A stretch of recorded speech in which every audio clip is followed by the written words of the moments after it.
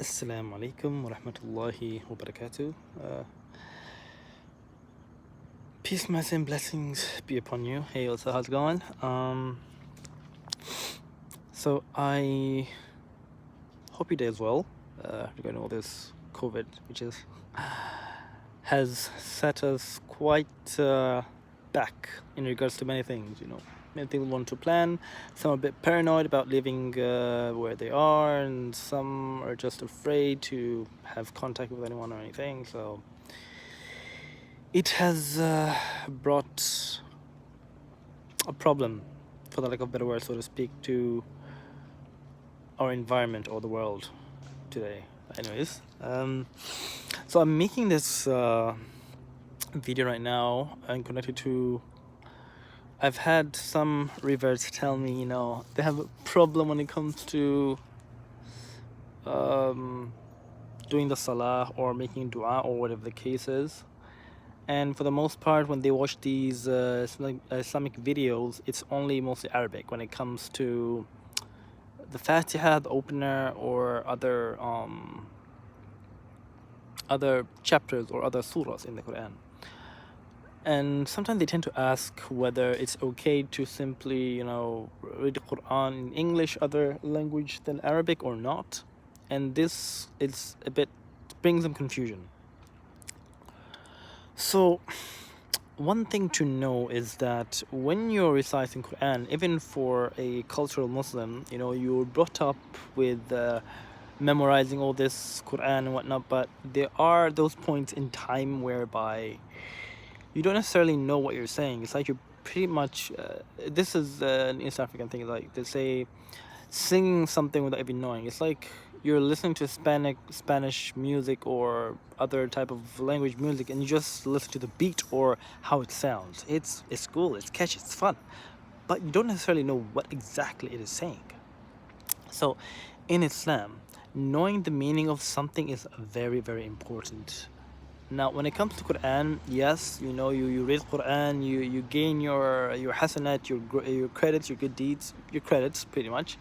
As they say, with every single letter of the Quran, you gain 10 credits. Whether you're able to read properly or not, you still get credit, and that's the beauty about reciting the Quran. Now, when it comes to doing prayer, the important thing about prayer now, prayer has nothing to do with making you feel, some feely, touchy, whatever emotion thing.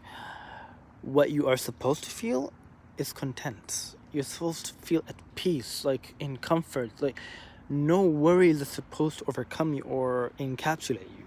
That is what prayer is supposed to do, And at the same time, we're told in the Quran, إن الصلاة تنهى عن الفحشاء والمنكر. The salah, the prayer or the worship eradicates your sins. تنهى عن الفحشاء.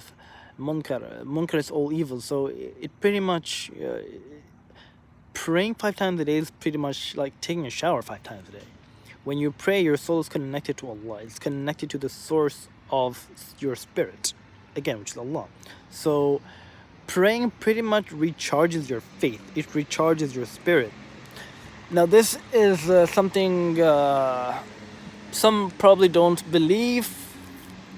It's kind of like pretty much taking spirituality and combining it with science.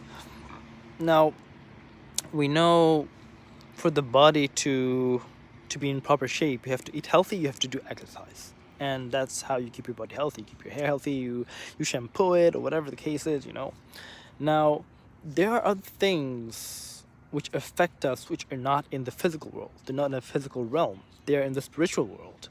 And these are emotions, I feel like this, I feel like that.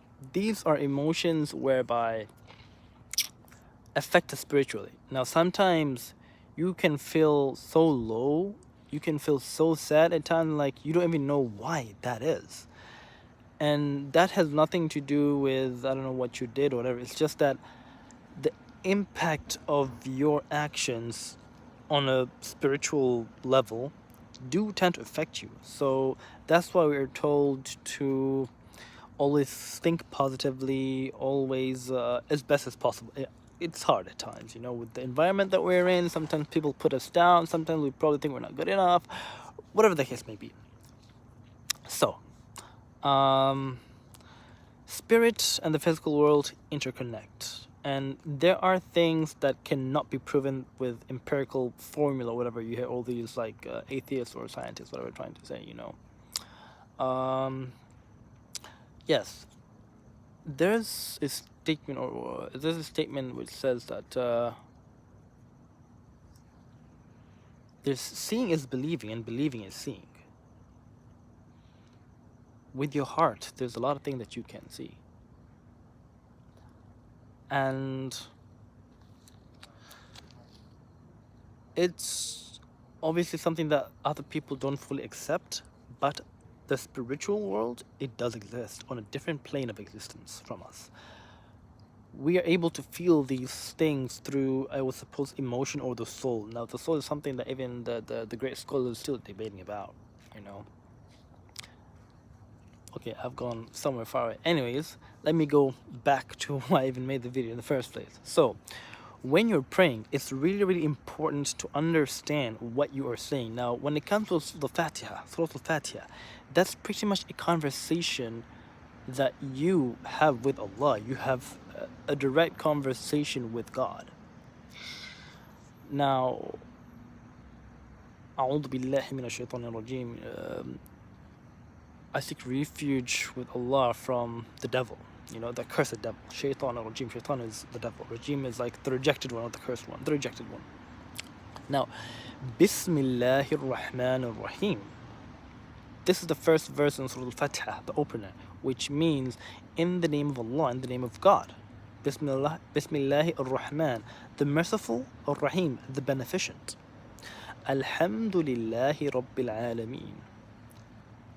Praise is due to God. Rabb, Lord, Al-Alameen, of everything. Yeah, I'm trying to. Ar-Rahman Ar-Rahim, most merciful, the beneficent. Look at the emphasis there. You know, Allah is saying He's really merciful at whatever you do. He's merciful. Maliki Yawmiddin, the King of the Day of Judgment, or the King of the Last Day. Al-Yawm. Al-Yawm is the day. Ad-Din has been roughly translated as the last day or the Day of Judgment. Iyaka na'budu. Now, I can roughly say, we worship you.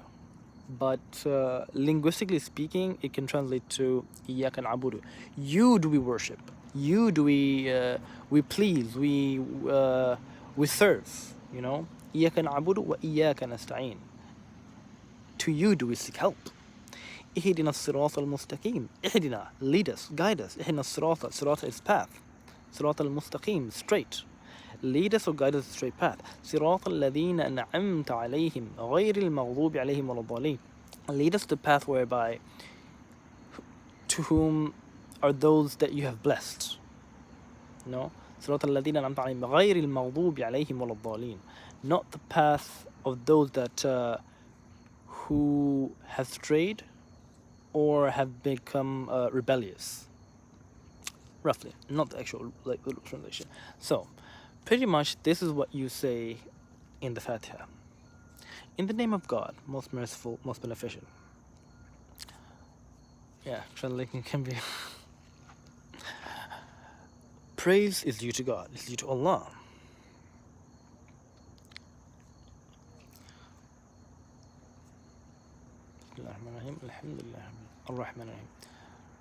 The merciful, the beneficent.